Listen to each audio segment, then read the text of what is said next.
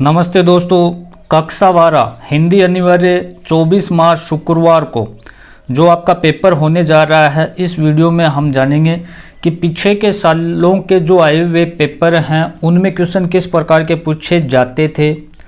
अब जो 24 मार्च शुक्रवार है उसके लिए कौन कौन से संभावित क्वेश्चन होंगे, बहुत ही ध्यान से एक एक पॉइंट लास्ट तक देखना है इसमें हम जानेंगे कि जो हिंदी अनिवार्य का प्रश्न पत्र है इसमें जो पहले एनसीईआरटी का पैटर्न था 2012, 13, 14, 15, 16, 17 तक, उसमें किस प्रकार के क्वेश्चन पूछे जाते थे।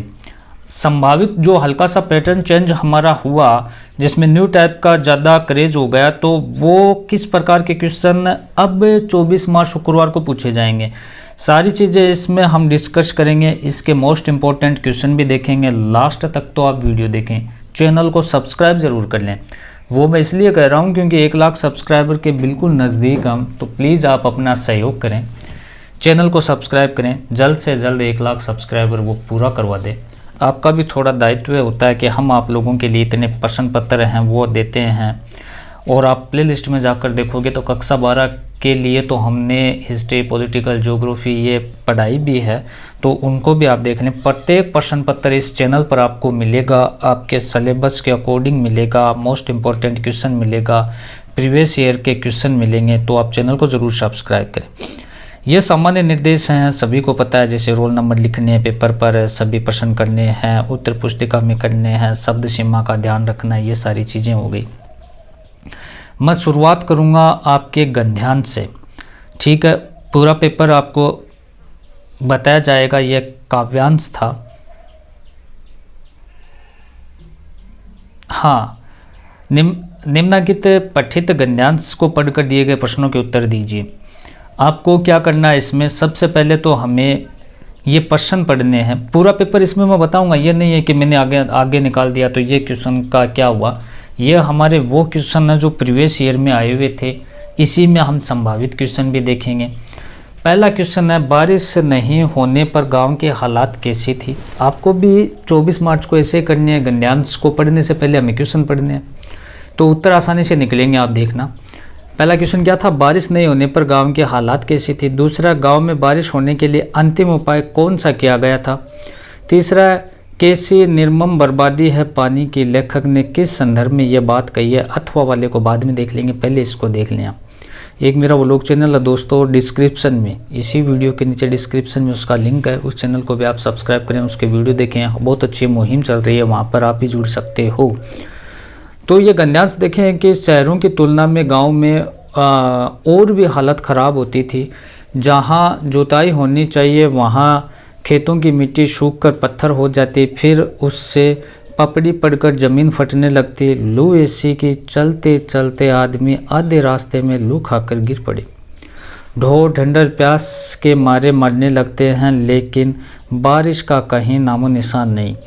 ऐसे में पूजा पाठ, कथा, विधान सब करके लोग जब हार जाते, तब अंतिम उपाय के रूप में निकलती ये इंद्रसेना। वर्षा के बादलों के स्वामी है इंद्र, इंद्र की सेना टोली बांध कर कीचड़ में लथपथ निकलती, पुकारते हुए मेघों को, पानी मांगते हुए प्यास से गलों और सूखे खेतों के लिए। पानी की आशा पर जैसे सारा जीवन आकर टिक गया हो। बस एक बात मेरे समझ में नहीं आती थी, जब चारों ओर पानी की इतनी कमी है तो लोग घर में इतनी कठिनाई से इकट्ठा करके रखा हुआ पानी बाल्टी भर भर कर इन पर क्यों फेंकते हैं। ये कैसी निर्मम बर्बादी है पानी की, ठीक है। हालात कैसी थी, तो देखो लोगों के प्यास से बिखर रहे, गले सूख रहे थे, खेत सूख रहे थे, प्यासे मर रहे थे, पानी की किल्लत थी। गांव में बारिश होने का अंतिम उपाय कौन सा किया गया, ये कथा विधान सब किए गए, फिर इंद्र सेना निकलती है।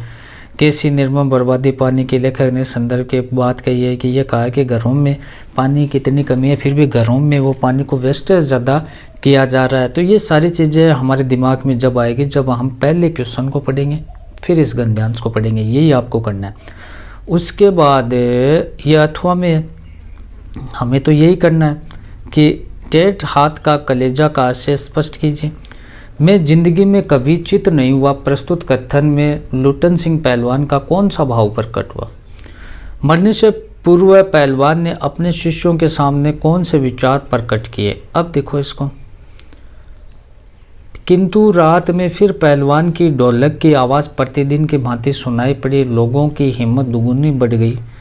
संतप्त पिता माताओं ने कहा, दोनों पहलवान बेटे मर गए, पर पहलवान की हिम्मत तो देखो, 1.5 हाथ का कलेजा है। 4-5 दिनों के बाद एक रात को ढोलक की आवाज़ सुनाई नहीं पड़ी, ढोलक नहीं बोली। पहलवान ने कुछ दिलेर किंतु रुग्ण शिष्यों ने प्रातःकाल जाकर देखा, पहलवान की लाश चित पड़ी है। आंसू पोंछते हुए एक ने कहा, गुरुजी कहा करते थे कि जब मैं मर जाऊं तो चिता पर मुझे चित नहीं, पेट के बल सुलाना। मैं जिंदगी में कभी चित नहीं हुआ, चिता सुलगाने के समय ढोलक बजा देना। बहुत ही इमोशनल चीज़ें हैं, तो ये चीज़ें इसमें डिस्कस करेंगे। उससे पहले मैं आपको शुरुआत से ये बता देता हूँ दोस्तों पेपर को।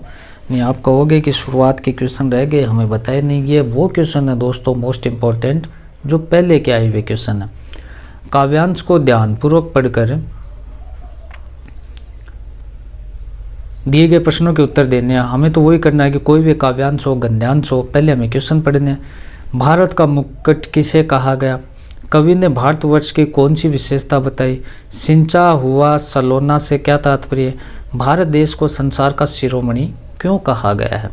अब यहाँ से पढ़ें दोस्तों कि मनमोहनी प्रकृति की जो गोद में बसा है, सुख संरक्षा जहाँ, वह देश कौन सा है? जिसका चरण निरंतर रत्नेश धो रहा है, जिसका मुकुट हिमालय, वह देश कौन सा है?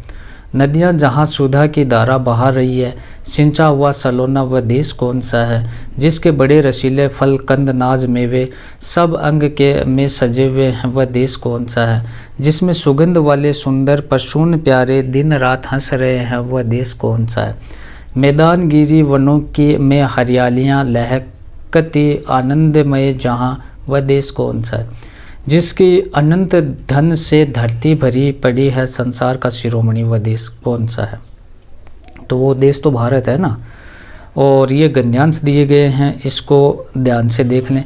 देखो पेपर थोड़ा सा बड़ा हो सकता है, इसके उत्तर भी लास्ट में हम डिस्कस करेंगे, तो इसलिए आपको लास्ट तक तो देखना है, जिससे आपको पता रहेगा कि हमें 24 मार्च शुक्रवार को करना क्या है, किस प्रकार से हमें क्वेश्चन पुटअप करने हैं। चैनल को आपको सब्सक्राइब करना ही होगा दोस्तों, रिक्वेस्ट आपको सब्सक्राइब करें। देश की सर्वांगीण उन्नति एवं विकास के लिए देशवासियों में स्वदेश प्रेम का होना परम आवश्यक है। जिस देश में नागरिकों में देश हित एवं राष्ट्र कल्याण की भावना रहती है, वह देश उन्नतिशील होता है। देश प्रेम में पूत भाव से मंडित व्यक्ति देशवासियों के हित साधना में, देशोद्धार में तथा राष्ट्रीय प्रगति में अपना जीवन तक न्यौछावर कर देता है। हम अपने देश के इतिहास पर दृष्टिपात करें तो इससे देशभक्तों की लंबी परंपरा मिलती है, जिन्होंने अपना सर्वस्व समर्पण करके स्वदेश प्रेम का अद्भुत परिचय दिया।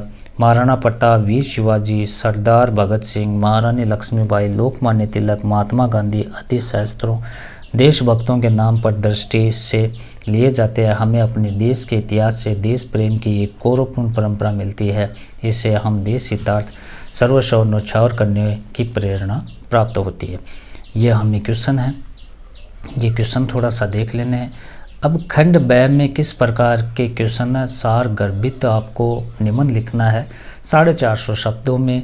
तो आप देख सकते हैं कि आज़ादी के इतने वर्ष बाद क्या खोया क्या पाया, बढ़ते संसार के साधन, मेरा प्रिय खिलाड़ी, राजस्थानी लोकगीत, अनुशासन का महत्व है। आपके शहर में स्वच्छता जागरूक अभियान अथवा आपके विद्यालय में आयोजित हिंदी दिवस पर आयोजित विभिन्न प्रतियोगिताएं विषय पर समाचार पत्र में प्रेषित करने हेतु एक प्रतिवेदन आपको लिखना है। विविध माध्यमों में के लिए लेखन स्वरूप प्रकार और प्रतिक्रिया से संदर्भित निम्नलिखित प्रश्नों में कोई एक का हल करना है। रेडियो और टेलीविज़न समाचार की भाषा और शैली की विशेषता, फीचर क्या है बताते हुए फीचर है। समाचार के कोई 3 अंतर, कहानी और नाटक की समानता बताते हुए तत्वों का उल्लेख। फिर एक आलेख आपको लिखना है, भ्रष्टाचार है, मोबाइल फ़ोन वरदान अभिशाप है, खाद्य पदार्थों में मिलावट है, एक चुनौती। फिर एक फीचर लिखना है, फिल्म जगत किसान अमिताभ बच्चन, खेल दुर्घटना, विद्यालय का खेल मैदान। फिर ये ध्यानपूर्वक पढ़कर ये काव्यांश हैं, इनका स्क्रीनशॉट ले, मैं बहुत ज़्यादा बड़ा वीडियो बन जाएगा।